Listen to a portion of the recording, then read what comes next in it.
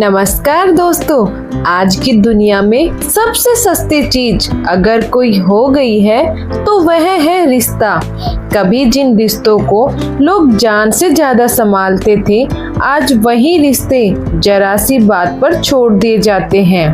हर दिन कोई न कोई कहता है अब निभाया नहीं जाता, अब पहले जैसी बात नहीं रही, अब हम साथ नहीं रह सकते। पर सवाल यह है, क्या सच में रिश्ते खराब हो गए हैं या हम रिश्ते निभाने लायक नहीं रहे हैं? कभी सोचा है आपने, आज इंसान के पास घर है, गाड़ी है, मोबाइल है, पैसा है, लेकिन सुकून क्यों नहीं है?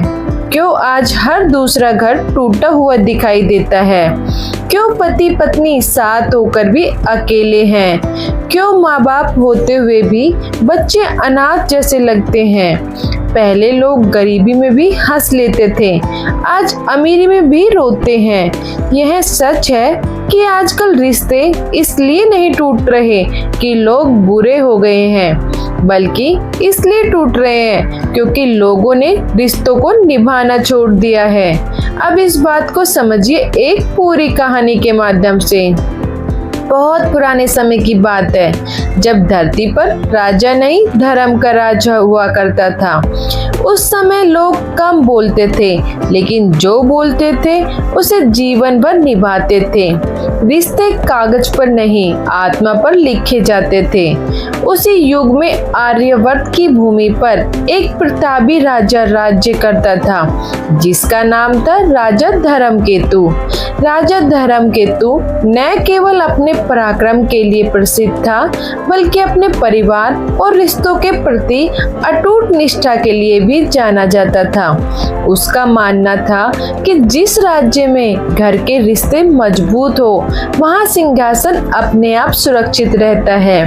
राजा के महल में उसकी धर्मपत्नी रानी शीलावती निवास करती थी, जो संस्कार, धैर्य और त्याग की मूर्ति थी।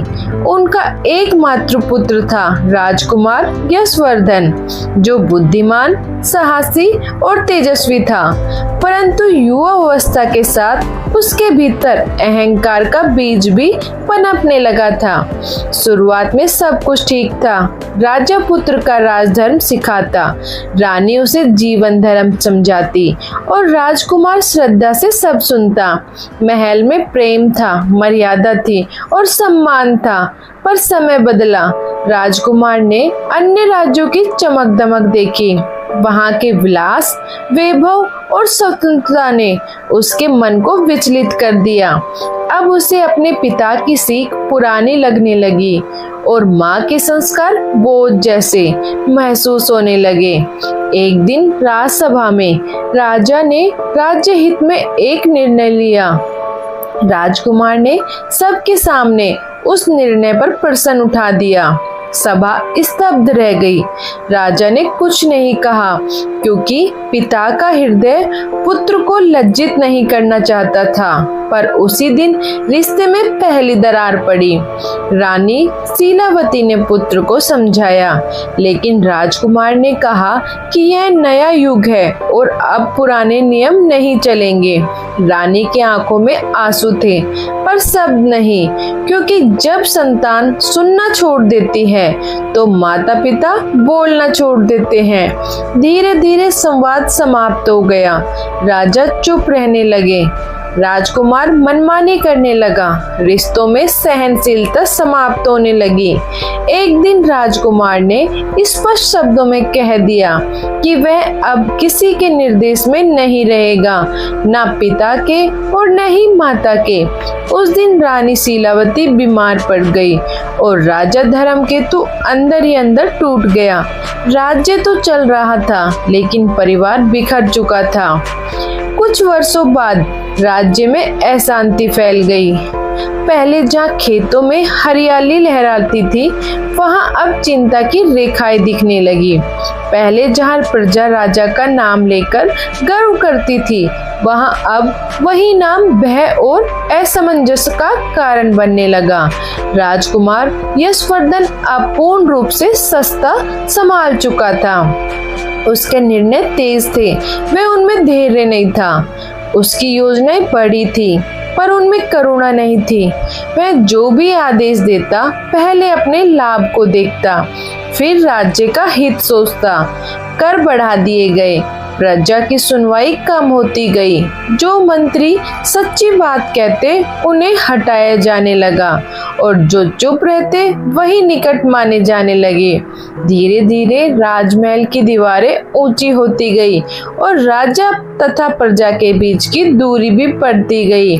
राजकुमार अब सभा में नहीं, कक्षों में निर्णय लेने लगा। वह यह भूल चुका था कि राजा की शक्ति तलवार में नहीं, प्रजा के विश्वास में होती है। रानी शीलावती यह सब देखती रही। कई बार उन्होंने पुत्र को समझाने का प्रयास किया। उन्होंने कहा कि जिस तरह वृक्ष अपनी जड़ों को सींचता है, उसी तरह राजा को अपने लोगों की पीड़ा समझनी चाहिए। पर राजकुमार के कानों तक अब केवल अपनी ही आवाज पहुंचती थी। राजा धर्मकेतु यह सब मौन होकर देखते रहे। उनका शरीर वृद्ध हो चुका था, पर मन अब भी जागृत था। वह जानते थे कि राज्य बाहरी शत्रु से नहीं, भीतर की टूटन से गिरता है। पर जब पुत्र ही सुनने को तैयार न हो, तो पिता की बुद्धि भी मौन हो जाती है। समय बीतता गया। राज्य में अकाल के संकेत दिखाई देने लगे। भंडार भरे थे, पर द्वार बंद थे। प्रजा ने सहायता मांगी, पर आदेश नहीं बदले गए, क्योंकि स्वार्थ जब सिंहासन पर बैठ जाता है तो करुणा द्वार से बाहर चली जाती है। एक दिन राज्य की सीमा पर विद्रोह भड़क उठा। लोग हथियार नहीं, आंसू लेकर आए थे। वे न्याय मांग रहे थे, युद्ध नहीं। पर उन्हें समझा गया, सुनाया नहीं गया। उस दिन रानी शीलावती ने अंतिम बार अपने पुत्र से कहा कि शक्ति से राज्य चल सकता है, लेकिन प्रेम से ही बचता है। राजकुमार ने कठोर शब्दों में उत्तर दिया कि यह राजनीति का समय है, भावनाओं का नहीं। वही क्षण था जब माँ का हृदय टूट गया। उसी रात राजा धर्मकेतु ने दीर्घ विचार किया। उन्होंने महसूस किया कि यदि वे अब भी मौन रहे तो इतिहास उन्हें भी दोषी ठहराएगा। सुबह होते ही उन्होंने राजसभा बुलाई। सभा में राजा धीरे धीरे उठे। उनकी चाल में कमजोरी थी, पर स्वर में स्पष्टता थी। उन्होंने कहा कि उन्होंने जीवन भर राज्य को नहीं, रिश्तों को प्राथमिकता दी है, और आज जब उन्होंने देखा कि उनका ही पुत्र रिश्तों को बोझ समझने लगा है, तो उन्हें सिंहासन पर बैठने का कोई अधिकार नहीं। उन्होंने अपना मुकुट उतारकर सभा के मध्य रख दिया। उस क्षण राजसभा में सन्नाटा छा गया।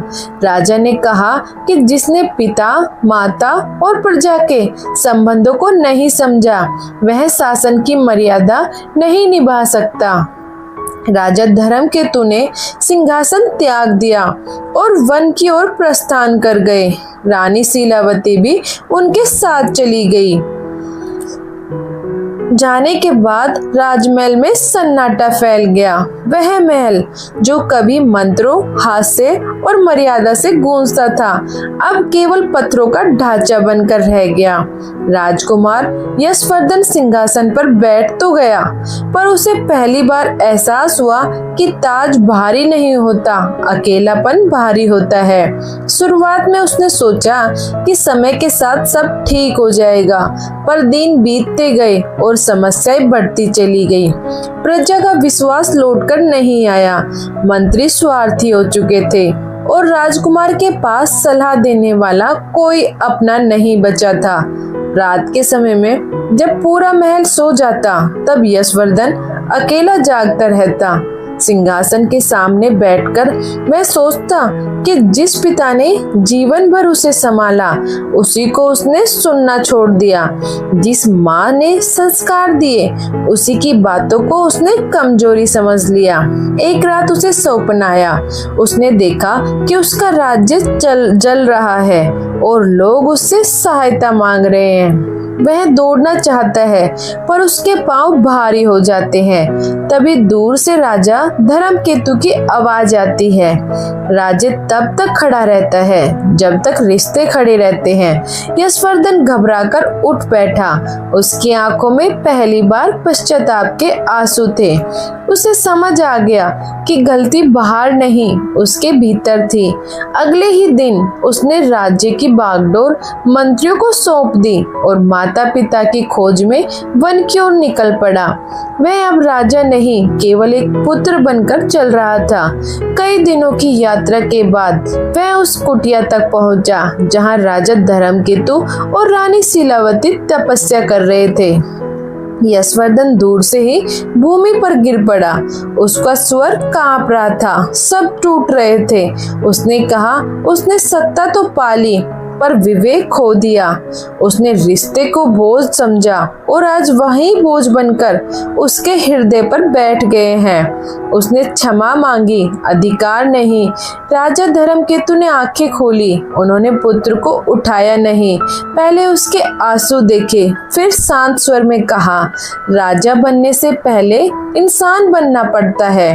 रानी शीलावती ने पुत्र के सिर पर हाथ रखा। उस स्पर्श में कोई शिकायत नहीं थी, केवल करुणा थी। उसी क्षण यशवर्धन को समझ आ गया कि रिश्ते दंड से नहीं, क्षमा से बचते हैं। कुछ समय बाद राजा धर्मकेतु ने यशवर्धन को आदेश दिया कि वह राज्य लौटे, लेकिन अब अहंकार नहीं, सेवा लेकर जाए।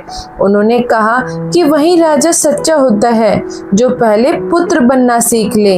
यशवर्धन राज्य लौटा।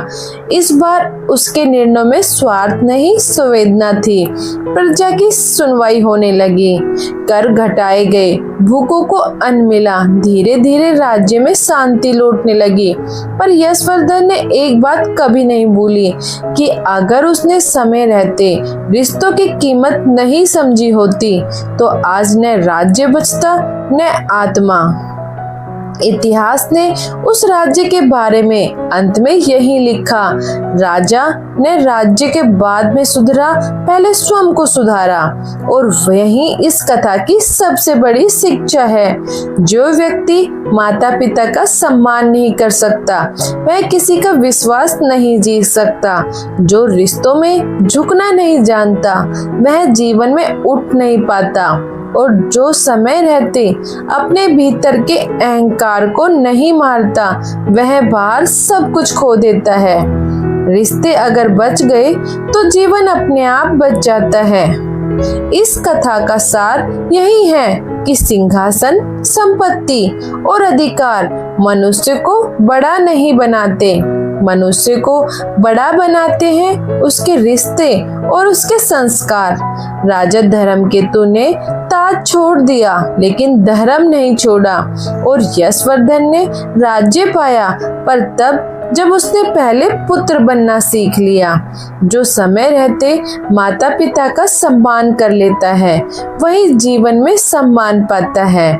जो अहंकार को गले लगाता है वह एक दिन अकेलेपन को गले लगाता है। याद रखिए, रिश्ते बोझ नहीं होते, वे ईश्वर की दी हुई सबसे बड़ी पूंजी होती है।